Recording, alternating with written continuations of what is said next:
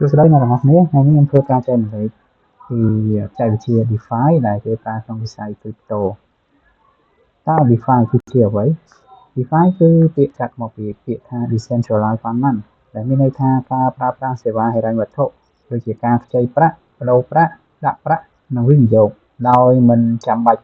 មានជំនួយពីធនាគារឬក្រុមហ៊ុនហិរញ្ញវត្ថុបែបប្រពៃណីនោះទៀតទេវាស្ថិតនៅក្នុងបច្ចេកវិទ្យា Blockchain ដែលអនុញ្ញាតឲ្យអ្នកគ្រប់គ្នាអាចចូលប្រើសេវាហិរញ្ញវត្ថុបានដោយសេរីដោយប្រើ Crypto Wallet ជាជំរឿនដ៏សំខាន់អត្ថប្រយោជន៍របស់ DeFi គឺអាចប្រើបានគ្រប់ទីកន្លែងគ្រប់ពេលមិនចាំបាច់មានគណនីធនាគារការផ្ទេរប្រាក់និងប្រតិបត្តិការបើកដោយ Smart Contract អ្នកនរគ្នាមានអំណាចគ្រប់គ្រងទៅលើប្រាក់របស់ខ្លួនផ្ទាល់ DeFi គឺជាជំហានថ្មីនៃពិភពហិរញ្ញវត្ថុដែលបើកឱកាសឲ្យគ្រប់គ្នាអាចចូលរួមបានដោយសេរីសុវត្ថិភាពនិងបើកចំហ